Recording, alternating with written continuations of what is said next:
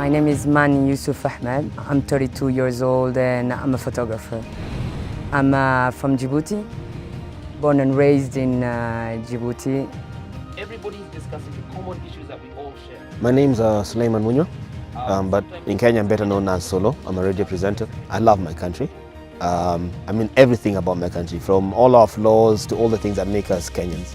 Photography for me, it's a weapon, a positive one, to counter terrorism and migration, but especially also to change people's mind, people's mentality.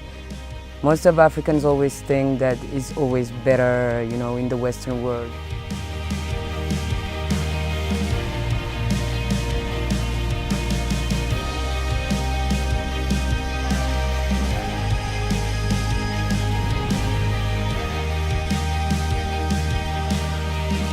$333,000 people are affected by extremist attack in the continent. The element of violent extremism, especially here in Zanzibar and Tanzania in general, is coming up.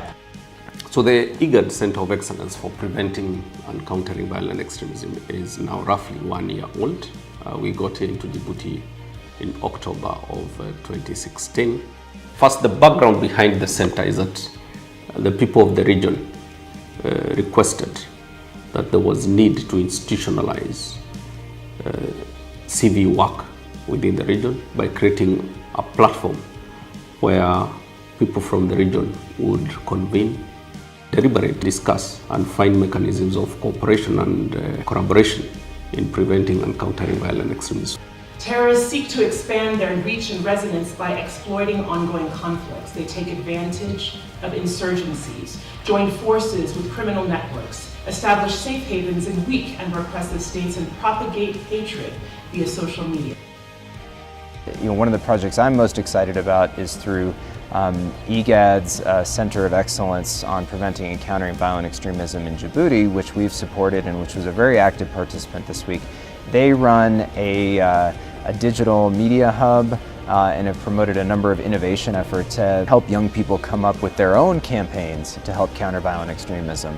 After the first trip I went to Djibouti, that I noticed that there was so much more I could actually do with the platforms that I have. Not just radio, but right now we have social media that is able to carry so much weight just by a simple tweet. I mean, a couple of characters and you send out a message that could actually change somebody's opinion or somebody's mind 300, 400 kilometers away from you.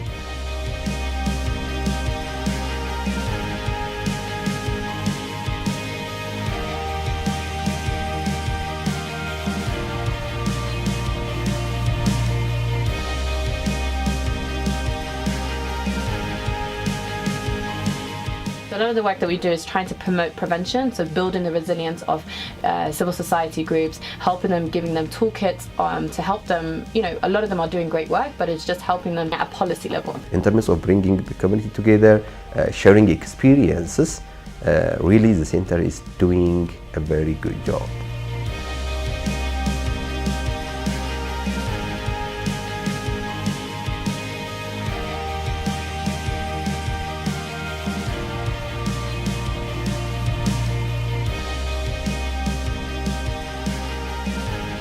I mean, I'm a very well-educated person. I have a master's and I believed I knew everything until I went to the center and I learned something totally different from what I'm exposed to. I learned how I can actually put together a very simple campaign without necessarily using too much money that can actually change a lot of people's minds, reach a lot of people, and actually change stereotypes even.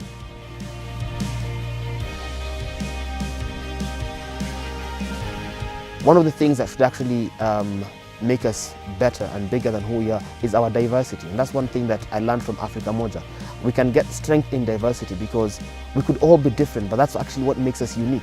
Africa Moja, the platform, well, basically our slogan is about telling the stories of everyday heroes in our communities, because we all know there are some fantastic people doing some amazing work, but people don't know of them, right? Yes. So I think the platform is basically to amplify those voices and to kind of bring awareness to people and in the continent that are doing great work, and also to kind of empower people as well, you know? It's helping me to protect through photography, through things that I do, and to protect my country. It's helping me to be in touch with the reality, to be in touch with the people that lives in East Africa, You know, most of the time we think that we are on our own, and the center I've just seen that no, there are plenty of us. I believe the center will grow, especially now with the work that they are currently doing of going to the ground. Like our organization, Center for Youth Dialogue, is one of the conveners. We have identified 10 CSOs here on the ground that will be working on the CVE area. So this organization, the center, intend to give them capacity to prevent issues of violent extremism. The center is actually doing something good for all of us. Not just educating us, but changing lives, because they changed my life, and in turn I will try and continue to try and use my platforms to change other people's lives, because you never know whose life you're touching at any point in time.